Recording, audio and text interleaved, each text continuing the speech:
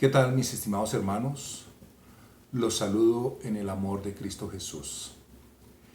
Me ha correspondido compartir acerca del alcance de la promesa, y para ello nos vamos a ubicar en el libro de Hechos de los Apóstoles, capítulo número 1, verso número 8, que dice de la siguiente manera: en el nombre del Señor. Pero recibiréis poder cuando haya venido sobre vosotros el Espíritu Santo, y me seréis testigos en Jerusalén, en toda Judea, en Samaria y hasta lo último de la tierra. Amén. Muy bien, mis queridos hermanos. Este versículo inicia con una promesa dada directamente por nuestro Señor Jesucristo. ¿A quiénes le dio Él esa promesa? A los apóstoles, a los discípulos, a la gente que había creído en Él y que había aceptado el mensaje que el Señor había predicado. ¿Qué les prometió el Señor? Que recibirían poder, pero ¿a qué poder se refería Él? No cualquier clase de poder, sino un poder especial del cielo. Y dicho sea de paso, que el único que puede ofrecer ese poder es Dios, es Cristo Jesús. No hay otro que pueda ni ofrecerlo ni darlo, solamente nuestro bendito Salvador. Algunas personas pensarán que el poder que ofrece Cristo Jesús y que ofreció desde aquel entonces y hasta el día de hoy es la capacidad para desarrollar oficios o tareas terrenales, o para de pronto hacer una actividad, un ejercicio, practicar una disciplina. Pero lamento tener que decirles que ese no fue el poder que Cristo Jesús ofreció. Ese poder que muchos esperan recibir, el poder humano, puede llegar a través de, por ejemplo, un alimento, un reconstituyente, una bebida energizante o tal vez unas vitaminas. Pero el poder que ofrece Cristo Jesús es muy diferente y no tiene nada que ver con nuestras fuerzas humanas, con nuestra capacidad humana. Ese poder que ofrece Jesús tampoco es posible comprarlo o adquirirlo con ningún dinero, a ningún precio. No hay un dispensario terrenal que ofrezca aquello que Cristo Jesús nos ofreció.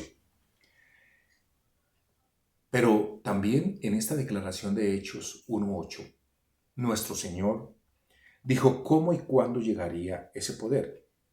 Y Él mismo lo dice: cuando haya venido sobre vosotros el Espíritu Santo. Ahí el Señor explicó cómo y en qué momento llegaría esa preciosa unción sobre los seres humanos. Fíjense que Él le habló a todos sus seguidores, porque el Señor no hace distinción ni de clase social, ni de, digamos, raza, color de piel. No hace distinción de un nivel educativo.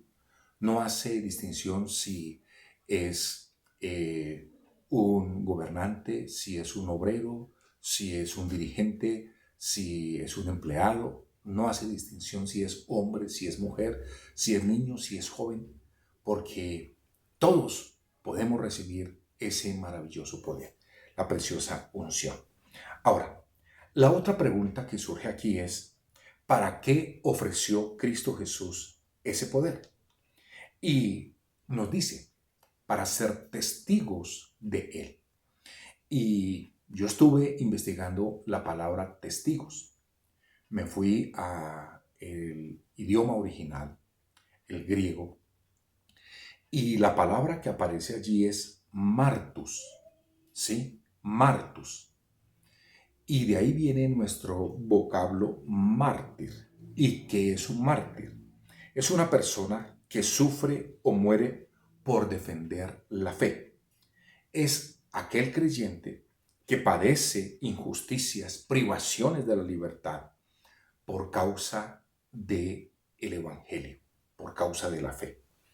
Entonces, cuando el Señor dice que me seréis testigos, se está refiriendo a ser mártires, que es más que un testigo. Porque un mártir, vuelvo y lo repito, es aquel que sufre una penalidad por causa del mensaje que él ha creído, por causa del mensaje que él expone. Y a eso se estaba refiriendo el Señor Jesucristo. Ahora, resulta triste que una persona tenga que sufrir el maltrato, la persecución, hasta la muerte misma, por predicar el mensaje más precioso y más maravilloso que pueda oír cualquier ser humano, que es la salvación, la vida eterna que nos viene por medio de Jesucristo. Pero hay gente que odia y detesta este mensaje precioso. Y Cristo Jesús fue el primero en morir. Después vinieron Esteban, después vino Jacobo, el hermano del apóstol Juan. Después vinieron persecuciones contra los mismos creyentes, el mismo apóstol Pablo. Qué triste que al anunciar la salvación, la gente se ofenda, se moleste. Pero es curioso, porque resulta que la gente quiere vivir una vida de maldad, de pecado, de mentira, de engaño. Y al morir quieren ir al cielo. Pero resulta que eso no es posible. Así no puede ser. Si alguien quiere llegar al cielo, pues debe andar de la manera que Cristo Jesús anduvo. Debe ser luz, no debe ser tinieblas. Pero por eso, hermanos, es que la iglesia cristiana ha sufrido persecución. Ahora permítame decirles que los mensajeros de Dios, los heraldos de Dios, sufrieron persecución desde mucho antes de Cristo Jesús. Los profetas que Dios enviaba para que predicaran ese mensaje de arrepentimiento, de volverse a Dios, también sufrieron persecución y fue desde la época antigua. Mire que el Señor Jesucristo dijo en Mateo capítulo 23, versículo número 37, Jerusalén, Jerusalén, que matas a los profetas y apedreas a los que te son enviados. ¿Cuántas veces quise juntar a tus hijos como la gallina junta sus polluelos debajo de las alas y no quisiste? Fíjense, el Señor está denunciando y está diciendo, Jerusalén, Jerusalén, has matado a los profetas, has matado a los que te han sido enviados. Pero lo mismo iban a hacer con el Señor unos días después. Lo mismo hicieron con los apóstoles. Cuentan los historiadores bíblicos la manera tan trágica como la mayoría de apóstoles murieron. Como murió Pedro. Dice la tradición que Pedro murió crucificado boca abajo porque lo iban a crucificar de la misma manera que Cristo Jesús, pero él no se sintió digno de morir de esa forma. Como murió el apóstol Pablo también. El apóstol Juan estuvo desterrado. Jacobo fue traspasado a espada por Herodes. Esteban fue apedreado por causa del evangelio. Para eso era que Cristo Jesús estaba ofreciendo y estaba diciendo, anunciando que recibiríamos poder cuando viniera el Espíritu Santo para sufrir esa clase de persecución.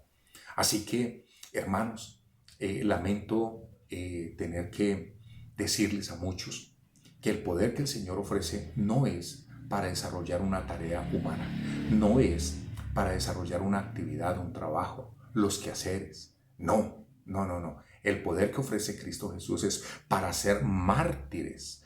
La Biblia lo traduce de una manera hasta suave, testigos, ¿sí? Para poder testificar de Cristo Jesús. Pero el sentido original es para ser mártires. Mis hermanos, llama muchísimo la atención. Y Jesús sabía lo que iba a pasarle a la iglesia. El Señor sabía la persecución que vendría. Al momento cuando Él dice estas palabras, allí en Hechos 1:8, pues todavía no se ha desatado la persecución. Ahora, el Señor les está diciendo, ¿me seréis testigos en dónde? Dice el Señor Jesucristo. Y anuncia en Jerusalén. La primera persecución empezó en Jerusalén, en las calles, en las casas, en todos los lugares, en todos los rincones de Jerusalén. Los apóstoles tuvieron que huir. ¿Y a dónde huyeron? Entonces ellos se fueron a Judea. Salieron de Jerusalén y se fueron. Dejaron todo abandonado, todo tirado. Pero prefirieron renunciar a esa posesión, a esa comodidad, a ese lugar y seguir creyendo en Jesucristo. Pero a donde ellos iban, anunciaban el Evangelio. Entonces llegaban a Judea y allí predicaban. Y los perseguidores, la persecución llegó a Judea también. Y de Judea ellos siguieron desplazándose, huyendo. Y se fueron entonces, ¿a dónde? A Samaria. Fueron a Samaria. Pero llegaban a Samaria y en Samaria también convertían a muchas personas. Muchos se convertían a Cristo Jesús por el poder del Evangelio, por la gracia de Dios. Pero quienes los perseguían llegaron también a Samaria. Y de ahí, entonces, ¿a dónde fueron? Hasta lo último de la tierra. Y esa persecución no ha cesado. Hoy en día, aunque aquí en Colombia, en nuestro país, no existe esa persecución de esa manera, pues sí hay otros países en el mundo donde actualmente, en la actualidad, siglo XXI, ¿sí?, están muriendo personas por causa del Evangelio de Cristo Jesús. Entonces, qué maravillosa la promesa que hizo Jesús. Qué hermoso ese ofrecimiento. Recibiréis poder cuando haya venido sobre vosotros el Espíritu Santo. Entonces, el Señor sabía por qué nos daba su Santo Espíritu. ¿Para qué? Para que pudiéramos anunciar, predicar, proclamar. Pero sobre todo para que, si nos tocaba sufrir, sufriéramos el oprobio, el maltrato, ¿sí?, la persecución por causa del precioso mensaje de salvación.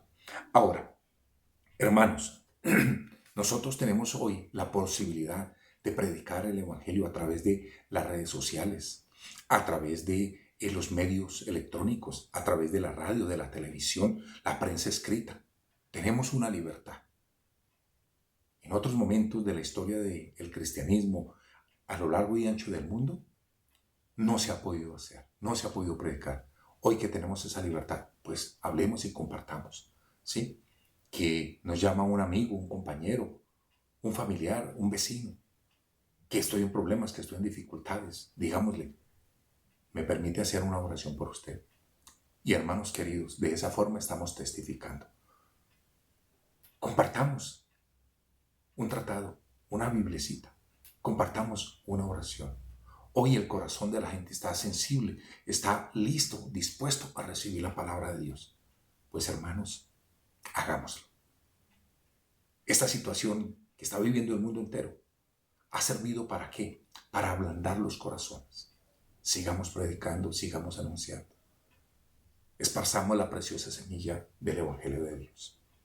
Este era el mensaje que yo tenía para compartir con ustedes, hermanos queridos. Deseo que Dios los bendiga ricamente. Y ya saben, recibiréis poder cuando haya venido sobre vosotros el Espíritu Santo. El poder que usted tiene lo puede aumentar. Basta con que venga a la fuente. La fuente se llama Cristo Jesús. Cordial saludo, hermanos. Dios les bendiga ricamente.